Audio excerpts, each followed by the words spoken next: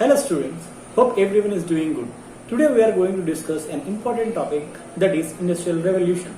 In the previous lesson, Handicrafts and Handloom, we learned about various ways in which things are made by artisans.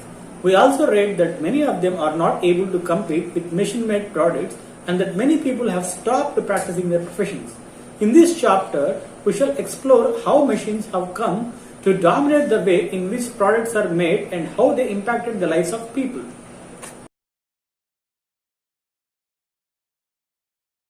Students, today we are going to discuss about Industrial Revolution. During 1500 AD to 1800 AD, trade between countries in America, Europe, Africa and Asia increased manifold. Textile trade too began to expand. Now, European traders began to use putting out system. That is, they gave advances to small farmers and artisans to produce textile goods. During this period, income from farming was low and many peasants lost their farm and grazing land. Therefore, doing textile work helped them to make a living. Under putting out system, a cloth trader in Britain purchased cotton from a supplier and carried it to the spinners. Then, the yarn was taken by the trader to the next stage of production, that is, the weavers. The cloth was taken to the fullers and finally to the dyers who gave it color. These different activities could be done in different parts of the country, but all finishing work was done in London before it was sold in other countries. Thus, textile goods were produced by a large number of producers who were controlled by traders.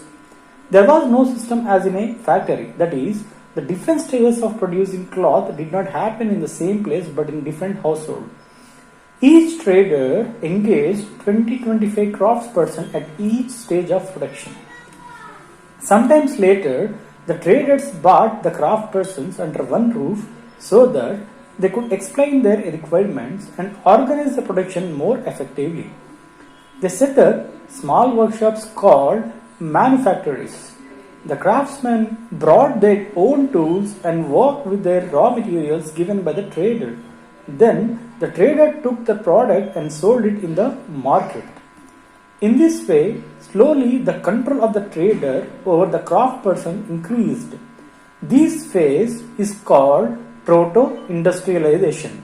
Remember, this phase is called proto-industrialization, a phase in which more and more people entered craft production. Traders established control over the workers and a large market for craft products developed across the world.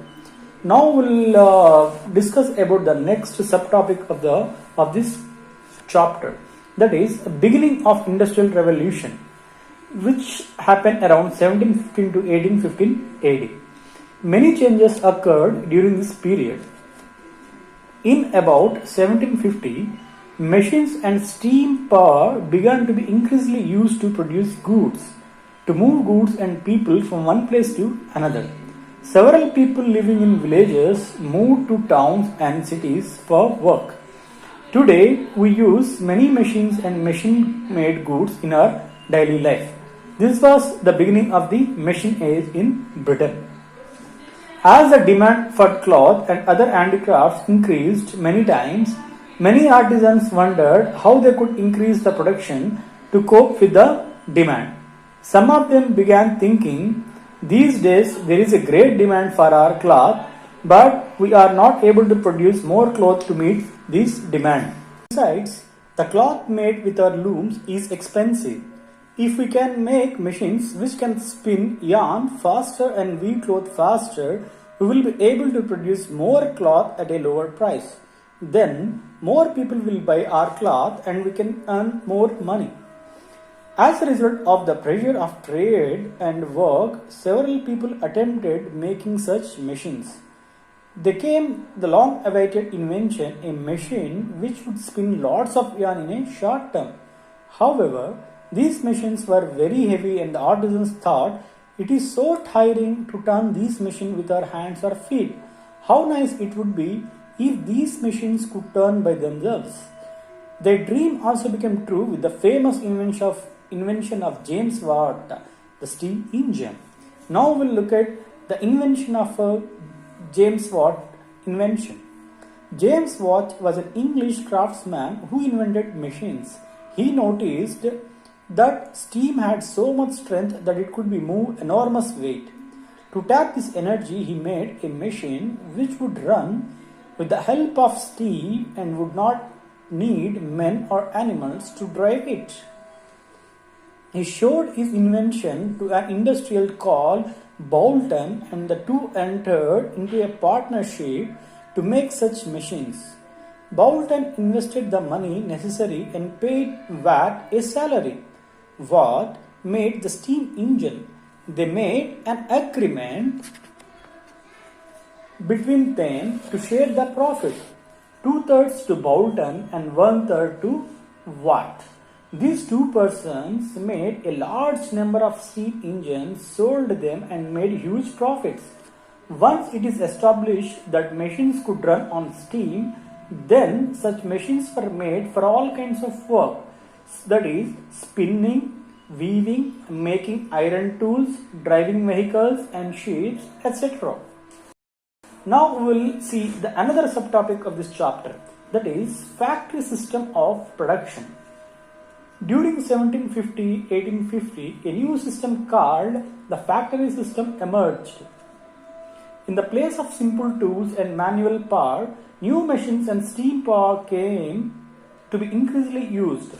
Production was now carried on in a place called factory. Unlike what we read earlier, where production took place in houses, hundreds of workers were brought together to work in these large factories. Machines become important in place of minor tools and handlooms. They produced goods on a very large scale. All facilities for production were owned and managed by individuals called capitalists. So remember this term, capitalist. That means the capitalists invested money on workers, raw materials, machines, etc. and owned them. Unlike in guild system, workers worked for wages and did not own the things they produced. The early factories were dreadful places to work. Okay, so now we'll see another subtopic, that is the experience of a 19th century child worker. So it's just explanation, or it's an example. In the 19th century, the industrial workers of Europe had to face several hardships. Let us read about the experiences of a child employed in an English coal mine. So by observing this paragraph, we can understand how hard it was to work during the century. I have been working in this mine since I was 4. Workers heave coal with pickaxes and fill the large wagons with it. Our job is to push these loaded wagons to the point from where horses or mules can haul them. This is very difficult job. Hauling the loaded wagons through water and slush and over very steep slopes leaves us very tired. We have to work in this way for more than 12 hours a day. By the time we return home, we are so tired that we don't even feel like eating. Yesterday, I fell asleep on my way to home. My mother searched for me and carried me home. There were several movements to stop employing children in this manner in factories and mines. In response to these movements, child labor was banned, and now it is a thing of the past in most European countries. Now we'll see what would happen inside early factories. Major changes swept industries with the coming of machines. Machines could be worked by even unskilled person. Thus, skilled artisans were no longer required. In their place, a large number of women and children were employed and made to work for meager wages. Machines cost a lot of money, and ordinary artisans could not afford them. Only wealthy merchants could set up mechanized factories. This is what the workers have to say about their plight. Every day we come for work at 6 a.m. and work till 8:30 p.m. The lunch break is only for an hour. By the end of the day, we are too tired to work, but the factory owner uses weeds to goad us to keep working. These days, new machines are being introduced constantly. Since they can do the work of several workers in the same time, fewer workers are required. Every time a new machine is introduced, many of us are thrown into the street. Most of these workers had no other option as they had been expelled from their lands and even they were small craftsmen. Their shops has closed down. Gradually, workers of factories and mines formed their own organization to fight against the conditions of work. In the beginning, they demanded 10 or 8 hours working day, higher wages, disallowing children under 14 years of age from being employed in mines or factories, etc. Over time, the struggles and their conditions were improved. The factories too have changed by now. Almost all work has come automated with machines directed by computers. They require very few people and little manual work to run them. Now we'll see the sources of energy and industrial development. We have seen that energy is needed to run machines in a factory. Energy is available from coal, electricity, petroleum, and so on.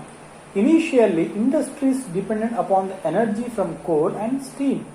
Subsequently, they started using several other sources of energy like thermal and hydroelectricity, petroleum, natural gas, nuclear energy, and solar energy. So now we'll see the transport revolution. The invention of steam engine boosted shipping industry. It also reduced the cost of transportation by 1/3 of cost of road transport. Yet people looked for better ways of transportation. The next big thing in the context of transport was adaptation of steam engine to locomotives. George Stephenson, remember this name, George Stephenson. Locomotive pulled heavy loads along a 64-kilometer track from Liverpool to Manchester at a speed of 46 kilometers per hour. In 1840s, John Loudon Macdam, remember this name is Macdam, devised a method of laying road using broken stones. These created a hard surface which was an important advancement in road construction. Within another decade, bitumen-based binding, which you see in our areas as tar roads, were built. This was further followed by the use of motor cars. In the early 20th century, aircraft was developed by Wright brothers, and today air transport is a major means of transport. Now we will see the trade in industrial products. Industrial production increased so much that it was not possible to sell all the products in their own countries. The factory owners began to sell them in other countries too. Machine-made goods were cheap and durable. Hence, the demand for them increased all over the world. This gave a boost to the industries in England and other countries. However, the interesting about them is they did not have the raw materials required for the production of these goods. For example, the cotton needed for producing cloth was grown in India and America. English traders purchased these raw materials from India and other countries and sold them to factory owners. Subsequently, the traders purchased the finished products and sold them in countries like India, America, etc. In order to serve the interest of their trade and industry, the Europeans sought to subjugate these countries. Other countries like France, Germany, Spain, Portugal, Belgium, Holland. I remember the other countries like France, Germany, Spain, Portugal, Belgium, Holland and others conquered colonies for themselves in Asia, Africa, Australia and America. Colonies. Here we should learn a term called colonies. So colonies are those countries whose resources are used for the benefit of another country. So these European countries exploited the colonies in other continents and grew wealthy in the process. Now we will see the last subtopic in the chapter, that is urbanization and slums. Industrial revolution led to gradual shift of people from villages to towns. Industries and other urban activities gave people livelihood. As people moved to towns which were newly emerging, They settled down in makeshift houses and shelters which were cramped and had little sanitation or other facilities. Accidents, diseases, and epidemics were common. Most workers' residential areas lacked proper ventilation, health, and sanitation facilities. Slums became a common scenario in towns and cities, especially near the factories and mines. At the same time, distinct quarters came up for the rich and the powerful, which were well provided in terms of open spaces, sanitation, water supply, roads, and other facilities. Slowly, people fought for civic rights and the condition of the workers' quarters also improved. And finally, I would like to tell you the important keywords of this chapter. So that is, number one is revolution, second is the production, third one is factory, fourth is organization, fifth is nuclear energy, sixth is urbanization, seventh is child worker, and eighth is slums. Okay students, hope you enjoyed the video. I request everyone to watch the entire video till the end. And if you have any doubts or queries, you just call me. And finally I would like to thank each and everyone for making this video. Thank you.